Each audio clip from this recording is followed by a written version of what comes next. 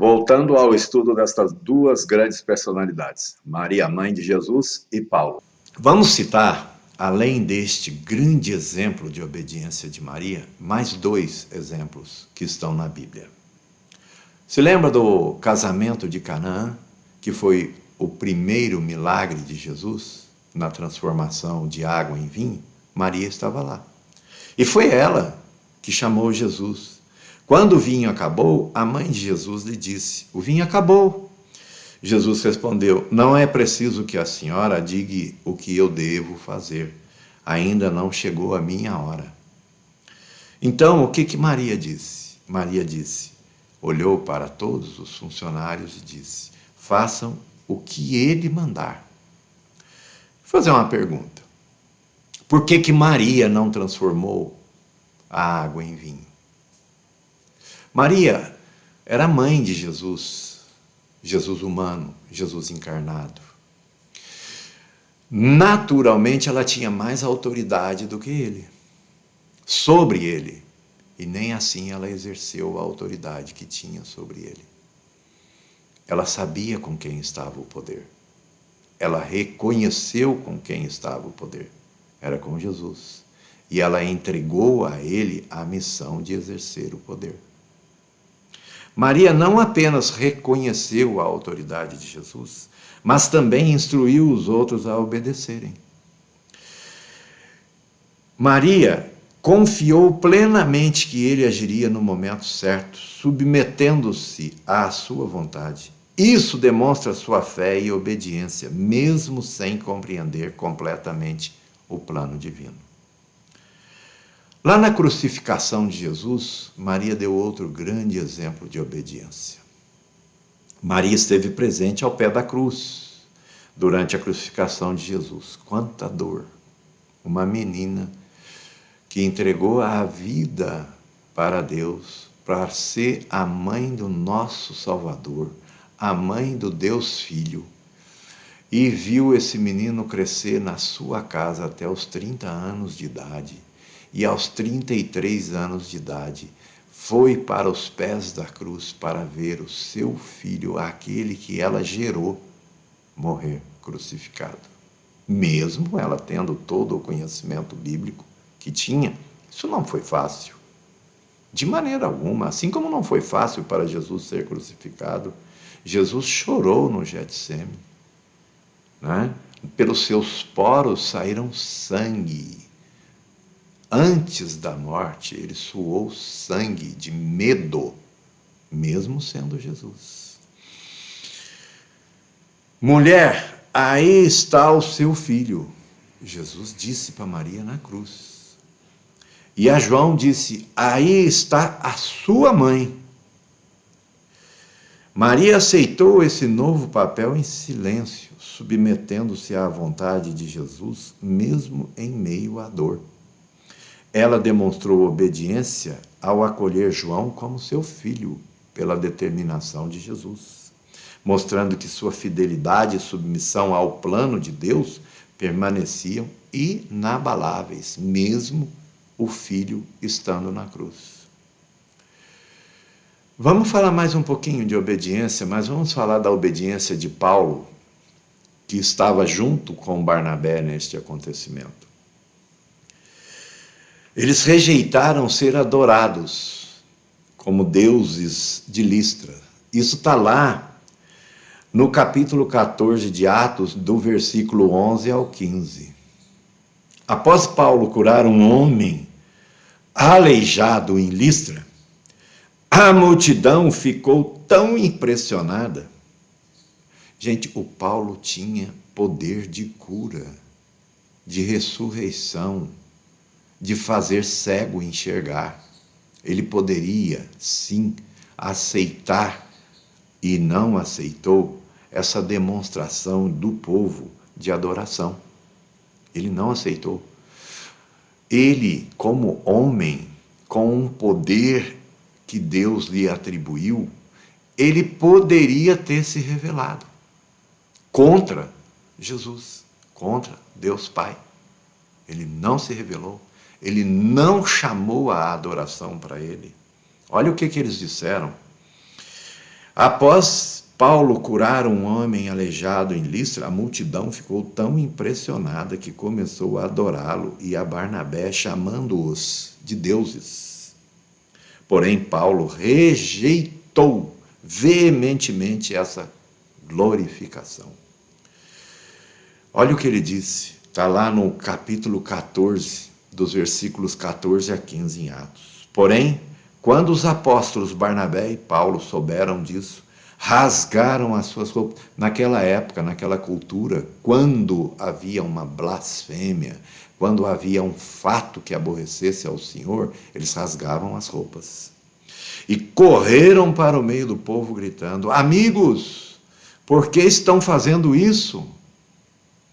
Nós somos seres humanos, como vocês, estamos aqui anunciando a boa notícia para que vocês deixem essas coisas sem valor. Eu vou repetir. Nós somos seres humanos como vocês, mesmo detendo todo aquele poder que Jesus deu para ele. E estamos aqui anunciando a boa notícia para que vocês deixem essas coisas sem valor e se voltem para o Deus vivo. Impactante, né? Que fez o céu, a terra, o mar e tudo o que há neles.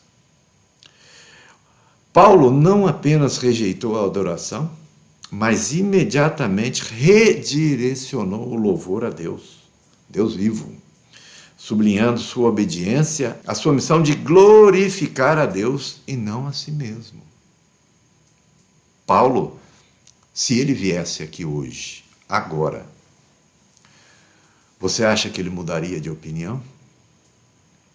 E ele ia passar pelo público, e o público jogando flores nele, e ele sorrindo, sentado num trono? Ou você acha que ele teria a mesma decisão que ele tomou lá quando tomou com Barnabé? Cabe uma reflexão, não cabe? E mais uma vez, Paulo rejeita a glorificação em Atenas. Ele foi convidado para ir lá no Areópago, era um local onde os filósofos, os intelectuais iam para discutir, né? E ele foi convidado para ir lá e ele foi. E eles ficaram impressionados com Paulo. E começaram a glorificar Paulo, né? No entanto, ele rejeitou. E rejeitou qualquer tentativa de glorificação pessoal, apontando, mais uma vez, para Deus, como o Criador e único digno de adoração. Olha o que ele disse, gente. Pega essa palavra para você. O Deus que fez o mundo e tudo o que nele existe é o Senhor do céu e da terra, e não mora em templos feitos por seres humanos. E também não precisa que façam nada por ele, pois é ele mesmo quem dá a todos vida, respiração e tudo mais. Isso está lá em Atos, capítulo 17, versículo 24 a 25. Pega essa palavra para você. Deus não mora em templos feitos por seres humanos. Obediência de Paulo, recusou ser exaltado como alguém com sabedoria própria. Humilde, né? Assim como Maria.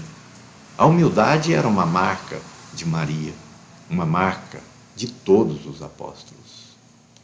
Humildade frente ao que o Senhor tinha atribuído a eles. Eles sabiam que eles estavam sendo instrumentos de Deus, mas que eles não eram Deus. Eles sabiam que eles estavam com o poder, mas não eram o poder. Isso é magnífico. Maria, mãe de Jesus, caminhou com Jesus encarnado. Paulo não. Paulo teve um encontro com Jesus em espírito na viagem para Damasco. Ambos são considerados personagens tementes ao Senhor. Por que eles são considerados tementes ao Senhor? Qual é a base de toda essa atitude de Paulo e Maria? Por que eles, a todo momento, se recusaram receber adoração? Por um simples fato de que eles receberam do Pai, da boca de Jesus, a seguinte informação, que está escrita lá no livro de João, que foi quem andou com Jesus. João e Mateus andaram com Jesus e escreveram os evangelhos. Portanto, os evangelhos de João e Mateus são praticamente um diário dos acontecimentos que eles assistiram, não escreveram por ouvir falar. E João escreveu no capítulo 14, versículo 6, que um dia Jesus disse o seguinte: Jesus, sou o caminho, a verdade e a vida. Ninguém pode chegar até o meu Pai a não ser por mim. Eu sou o caminho, a verdade e a vida. Ninguém pode chegar até o Pai a não ser por mim. Paulo, Maria, tomaram esta palavra para eles e foram com essa palavra até a sua morte. Em momento nenhum, nenhum dos dois foram adorados enquanto eles estavam em pé nessa terra. Eles não aceitaram isso. Até tentaram adorar, mas eles não aceitaram isso. Muito bem. Nós vamos agora falar um pouquinho da história, porque é importante. A história nos ajuda a compreender tudo o que aconteceu na presença de Jesus até o momento em que Jesus esteve aqui na terra, inclusive nos 40 dias após a sua ressurreição. E a história também nos ensina a entender o que aconteceu depois que ele foi embora, principalmente na medida em que o tempo foi passando e a distância do tempo de Jesus foi aumentando. Os homens ficaram e têm ficado cada vez mais criativos, né, gente? Que Deus abençoe você e sua família. Essa é a minha oração. E que o Espírito Santo de Deus abra a sua mente e inspire você ao estudo da palavra. E que você cresça e a sua família cresça e você deixe aqui nessa terra um legado inesquecível. Nós vamos dar uma pausa agora e esperamos você no próximo vídeo.